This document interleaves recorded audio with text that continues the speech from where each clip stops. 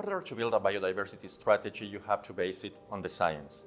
The way we did it is to base our fund, Tocqueville Biodiversity ISR, on the work of the IPBES, which looks at 5 main factors of biodiversity loss on Earth. What is interesting is that one of these 5 factors of the loss of biodiversity on Earth is climate change. So the first question becomes, is climate change going to be part of the biodiversity strategy or not? In the end, we had a clear answer for this, and it is no. Even though we recognize that climate change is very important for biodiversity on Earth, we didn't include it in our strategy because we already have funds dedicated to climate change, and we wanted to create a complementary strategy that allows investors to choose where they want to be invested between biodiversity and climate change. So we focused on 4 factors of the loss of biodiversity on Earth. Then we created a materiality matrix looking at the impact and dependencies of each activity and economic sector and subsector on biodiversity. And according to our study, we have 3 kinds of companies. Companies that are relevant for biodiversity, companies that are not relevant for biodiversity, and companies that are structurally bad for biodiversity. So we only can invest in the first group, which is comprised of 21 subsectors over more than 140 that exist.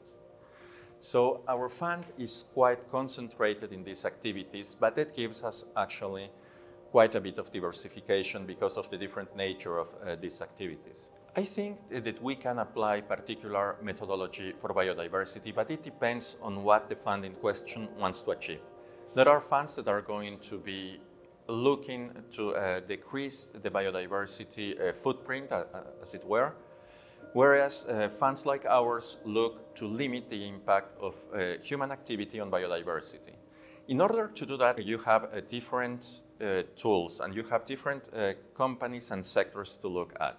But what I think all funds investing into biodiversity would choose are companies that are solution providers. So what do we mean by solution providers? Companies that are involved, for example, in circular economy. That means the companies that are going to be building, for example, the machines that allow us to test the soil or water. This is a high conviction fund.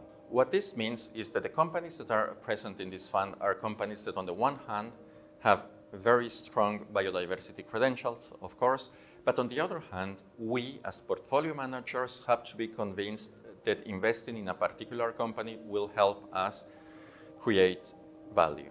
So here we are talking about companies that are deeply involved in providing solutions for the particular areas that we look at, or companies that can improve, because one of the kind of companies we can invest in our funds are the companies we seek to actively engage. And these are companies that on the one hand have very good, very interesting activity for biodiversity, but on the other hand, they have some activities that are not there yet and could still improve. So we invest in both kind of companies provided we are convinced that they represent good investments for our clients.